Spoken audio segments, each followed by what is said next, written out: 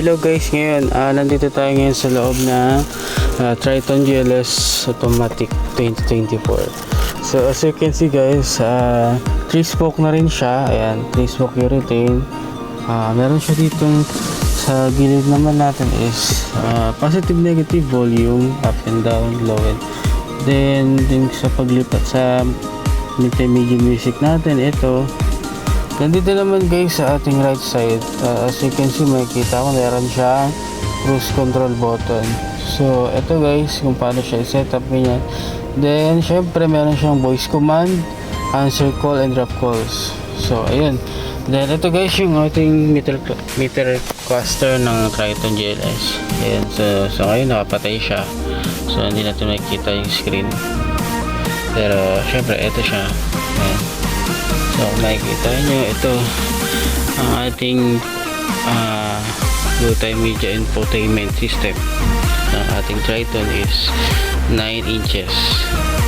So dito makikita natin meron tayong button dito. So ayan, so lahat yan ng button is nakafunction yan dito sa ating multi-infotainment system. So ito guys yung ating aircon. Sa aircon pala natin guys is naka dual zone auto climate na siya. So alam naman natin kapag ka naka dual zone na aircon natin, so pwede natin i-adjust separately. So ito guys, kung makikita nyo para siyang organ type na. So bakit sabing organ type na? Kasi para siyang sa organ yan, ten ganun. So ayan, yun yung mga buttons nya. So kung makikita nyo dito guys, no, sa ating Triton GLS, naka start stop engine na rin siya. So keyless operating system na rin siya. So hindi na natin kailangan ng susi pag sa ganitong system. So meron din siyang type C USB charging, and then type A, then also meron siyang 12 volts. Yan, charging port. So dito naman guys, ito yung handbrake, no? So yun, meron tayo itong 2 cup holder. Then ito, kung meron tayong small cups, yan. At yun yung transmission. Yan, yung parking. Ito naman sa ating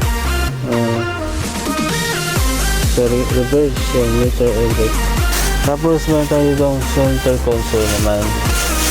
So makikita nyo, ayan, mas malaki to, mas malapad, and mas comfortable ka.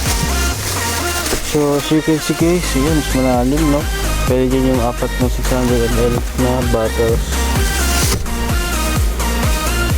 So dito naman sa ating upuan, so meron tayong black fabric seat. Ayan, makikita nyo dito, ito yung sun cover. Tapos yung ating center lights.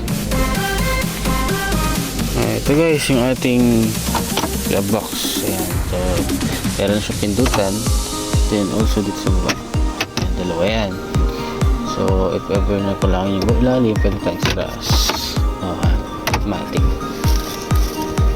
So syempre dito naman sa ating steering wheel, ayan, tilt lang siya, hindi siya telescopic.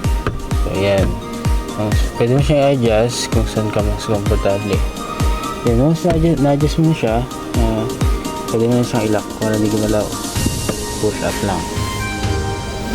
So yun guys, all in all, para sa akin, I highly recommend this pickup Triton. Una-una sa lahat, pinaka-latest and syempre bagong features. Ayan.